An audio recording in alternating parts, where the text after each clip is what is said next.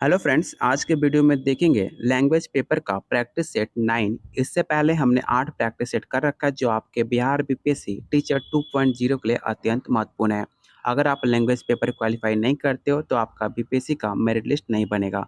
अगर आप चाहते हो डेली आप लोग के लिए लैंग्वेज पेपर का प्रैक्टिस सेट, तो आपको बस एक काम करना है, वीडियो को लाइक और शेयर करना है, जितना हो सके अपने फ्रेंड्स को, ग्रुप्स को वीडियो को शेयर करना है। चलिए शुरू करते हैं आज का पहला क्वेश्चन। पहला क्वेश्चन है, निम्नलिखित में कौन सा वर्ण दंत्य नहीं है? ऑप्शन है त, द, ल या ऑप्शन डी है य।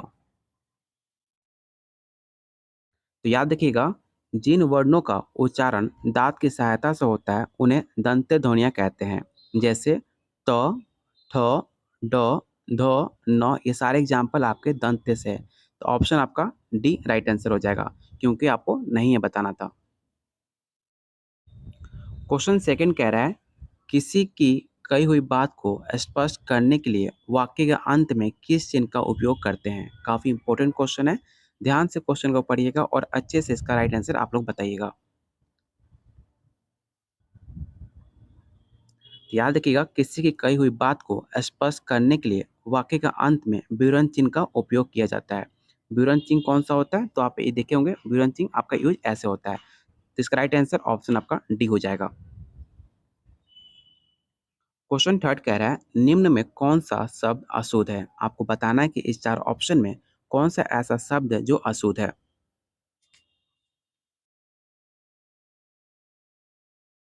इसका राइट आंसर ऑप्शन आपका सी हो जाएगा। जो पूज्य है वो आपका अपशब्द है, अशुद्ध है, तो ऑप्शन बी आपका राइट आंसर हो जाएगा। क्वेश्चन 4 कह रहा है, निम्नलिखित में कौन सा शब्द समूहवाचक संज्ञा नहीं है? आपको बताना है कि कौन सा 4 ऑप्शन में समूहवाचक संज्ञा नहीं है। तो जो आपका दौर है वो आपका समूहवाचक संज्ञा नहीं है। दौर एक भाववाचक संज्ञा, इसे आप जरूर याद रखिएगा। जिस संज्ञा से वस्तु अथवा व्यक्ति के समूह का बोध हो उसे समूहवाचक संज्ञा कहते हैं। जैसे आपका सभा हो गया, कक्षा हो गया, भीड़ हो गया, ये सारे आपके समूहवाचक संज्ञा के आपके एग्जाम्पल हैं। जो आपका दौर है, दौर आपका एक भाववाचक संज्ञा है, इसे आप जरूर याद रखिएगा। क्वेश्चन 5 कह रहा है, उस विकल्प का चयन करें जो दिए गए वाक्य में सर्वनाम के भेद का सही विकल्प है। आपको बताना है कि सेंटेंस में कौन सा सर्वनाम का भेद का सही विकल्प है। सेंटेंस है, घनश्याम ने अपने आप कार्यक्रम को पूरी तरह तैयार कर लिया। ऑप्शन है संबंधवाचक, उत्तम पुरुष, मध्यम पुरुष या ऑप्शन डी आपका निजवाचक।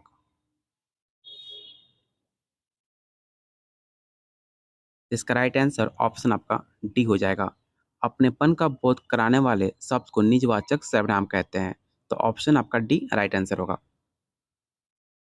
अगला क्वेश्चन कह रहा है कि निम्न में कौन सा संख्यावाचक विशेषण है? आपको बताना है कि इस 4 ऑप्शन में कौन सा ऐसा ऑप्शन है जो आपका संख्यावाचक विशेषण है। तो प्रश्नगत विकल्पों में कुछ संख्यावाचक विशेषण है। तो ऑप्शन ए आपका राइट आंसर हो जाएगा। ये भी सवाल आपसे पूछा जाता है कि संख्यावाचक विशेषण कितने प्रकार के होते हैं? याद रखिएगा, संख्यावाचक विशेषण आपके 3 प्रकार के होते हैं। पहला होता है आपका निश्चित, दूसरा अनिश्चित और तीसरा परिमाण बोधक विशेषण। ये सारे पॉइंट को आप जरूर याद रखिएगा। ऑप्शन आपका ए राइट आंसर हो जाएगा। निम्नलिखित प्रश्न में 4 विकल्पों में उस विकल्प का चयन करें जो वृत्ति के सही भेद का विकल्प हो। सेंटेंस है, जरा मेरी सहायता कीजिए।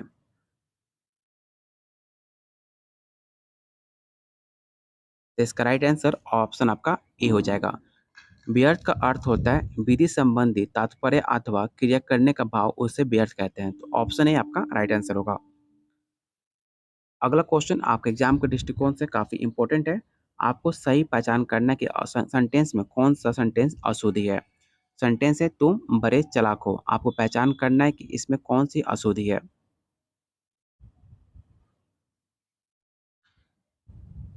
तो इसमें आपका अव्यय संबंधी अशुद्धि माना जाता है। तुम बहुत चालाक हो, इसमें आपका ऑप्शन डी आपका राइट आंसर हो जाएगा। अगला क्वेश्चन काफी इजी है। आपको पता होगा कि हिंदी में कितने वचन होते हैं। तो हिंदी में आपके 2 वचन होते हैं, एकवचन और बहुवचन। तो काफ़ी ईज़ी सवाल था, इसमें किसी को भी गलती नहीं होना चाहिए। किसका प्रयोग सदैव बहुवचन में होता है? ये ऐसे सवाल आपको कन्फ्यूज़ कर सकते हैं, इसलिए सारे ऑप्शन को आप ध्यानपूर्वक पढ़िएगा।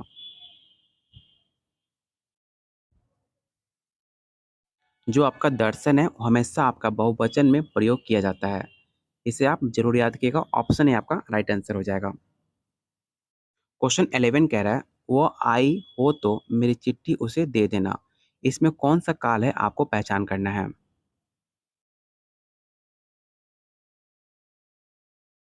"वो आई हो तो मेरी चिट्ठी उसे दे देना" वाक्य में संभाव्य वर्तमान काल का उदाहरण है। तो ऑप्शन आपका बी राइट आंसर हो जाएगा। वही बात की जाए, सभी कालों के उदाहरण इस प्रकार हैं। क्वेश्चन 12 कह रहा है, "श्याम को पुस्तक पढ़नी है।" ये किस वाच्य में आता है? भाववाच्य, कृतवाच्य, कृत या कर्मवाच्य, या ऑप्शन डी आपका कर्मवाच्य।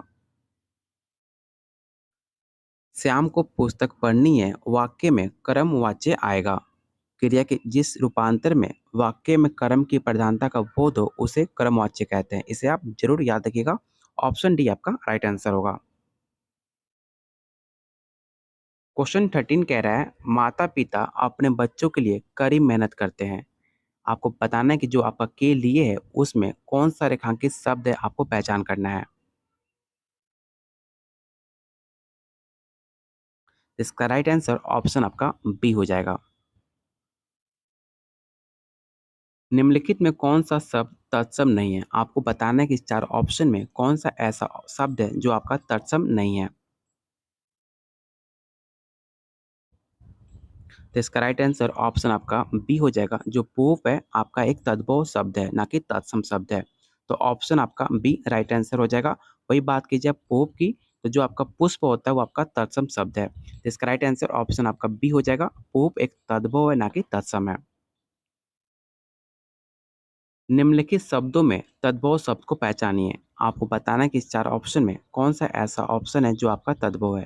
पिछले क्वेश्चन में आपको तत्सम पहचान करना था, इस क्वेश्चन में आपको तद्भव शब्द को पहचान करना है। तो जो आपका आलस है, आपका एक तद्भव शब्द है, इसे आप ज़रूर याद रखिएगा। तो ऑप्शन ए आपका राइट आंसर हो जाएगा।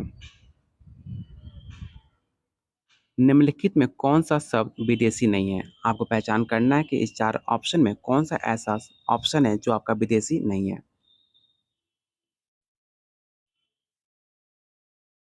तो इसका राइट आंसर ऑप्शन आपका डी होगा। जो कान है, वो आपका देसी शब्द है, ना कि विदेशी शब्द है। जो आपका कमर हुआ, कमरा हुआ, कमेटी हुआ, ये सारे आपके विदेशी शब्द हैं। लेकिन जो आपका कान है, वो आपका देसी शब्द है।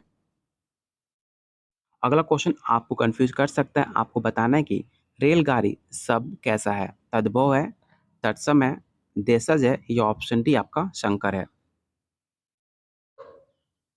बहुत बार ये सवाल आपके एग्ज़ाम में पूछा जा चुका है कि रेलगाड़ी कैसा शब्द है? याद रखिएगा, जब 2 भिन्न स्रोतों से आए शब्दों को मेल से नए बने शब्द को संकर शब्द कहते हैं। इसका राइट आंसर ऑप्शन आपका डी होगा। और भी सारे एग्ज़ाम्पल हैं आपके संकर शब्द के, जैसे आपका हो गया छायादार, रेलगाड़ी, सीलबंद, ये सारे एग्ज़ाम्पल आपके संकर के हैं। किसी वस्तु को व्यवहार में लाना, इसका आशय किस शब्द से माना जाता है? ऑप्शन है उपयोग, अनुपयोग, प्रयोग, या ऑप्शन डी आपका सदुपयोग। तो किसी वस्तु को व्यवहार में लाना, इसका आशय आपका उपयोग से होता है। तो ऑप्शन ए आपका राइट आंसर हो जाएगा। जितने लोग आप वीडियो देख रहे हो, तो आप लोगों से रिक्वेस्ट है कि जितने लोग वीडियो देख रहे हो, कम से कम एक बार वीडियो को लाइक और अपने दोस्तों और अपने ग्रुप्स में वीडियो को एक बार ज़रूर शेयर कीजिएगा, जिससे मुझे मोटिवेशन मिले आप लोग के लिए डेली एक प्रैक्टिस सेट लाने का, जो आपके एग्जाम के दृष्टिकोण से काफ़ी ज़्यादा महत्वपूर्ण होगा। जो आपको 30 नंबर से आपको 22 नंबर ज़रूरी है लाना। 8 नंबर आपको पास क्वालिफाई मार्क्स के लिए चाहिए। लेकिन आपको अगर अच्छा मेरिट लिस्ट लाना है, तो आपको लैंग्वेज पेपर में अच्छा मार्क्स लाना होगा। क्वेश्चन 19 कह रहा है, सुहाना, लिखाई और छलिया में निहित प्रत्यय के लिए सही विकल्प का चयन कीजिए। आपको बताना है कि जो आपको वर्ड दिए गए हैं, इसमें प्रत्येक के लिए कौन सा सही विकल्प का चयन होगा। तो इसका राइट आंसर ऑप्शन आपका डी हो जाएगा। क्वेश्चन 20 कह रहा है सनमार्ग शब्द का विलोम क्या होगा? आपको पहचान करना है कि सनमार्ग का विलोम शब्द क्या होगा? तो सनमार्ग का विलोम शब्द आपका कुमार्ग होगा। तो ऑप्शन आपका डी राइट आंसर हो जाएगा। निम्नलिखित में कौन सा शब्द बादल का पर्यायवाची नहीं है? आपको पहचान करना है कि जो आपका बादल शब्द है उसका ऑप्शन में कौन सा पर्यायवाची शब्द नहीं है। जो आपका तोयज है वो आपका बादल का पर्यायवाची शब्द नहीं है।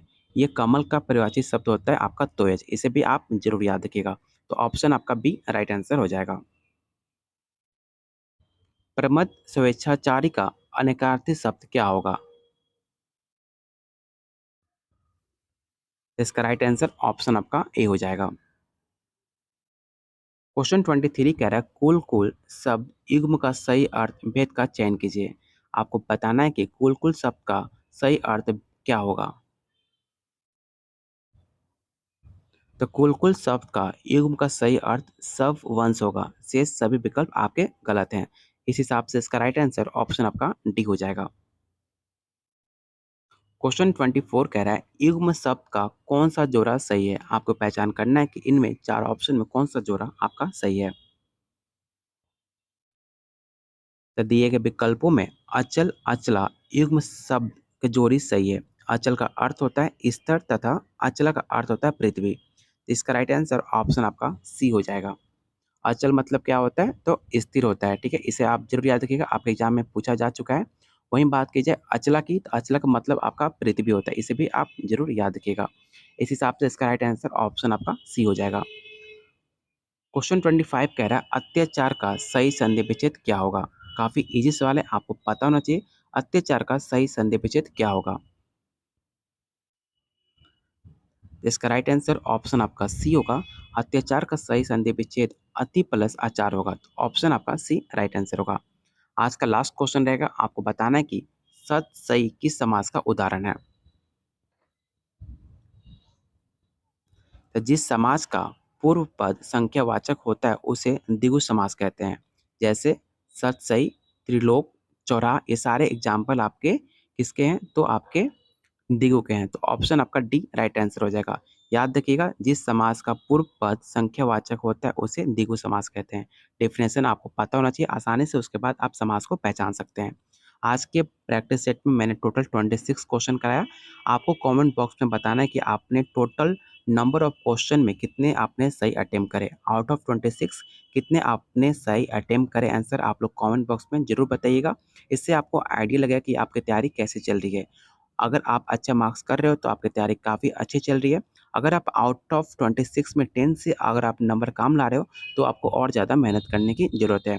जो आपके पास टाइम है बिल्कुल अपने टाइम को पढ़ाई में यूज़ कीजिए और अच्छे मार्क्स लाकर आप बीपीएससी क्वालीफाई कीजिए। अगर आप चाहते हो डेली आप लोग के लिए प्रैक्टिस सेट लाए तो वीडियो को लाइक और शेयर करना अपने दोस्त में और अपने ग्रुप्स में। और जिन्होंने चैनल को सब्सक्राइब नहीं किया तो प्लीज़ आप लोगों से रिक्वेस्ट है चैनल को ज़रूर सब्सक्राइब कर लीजिएगा।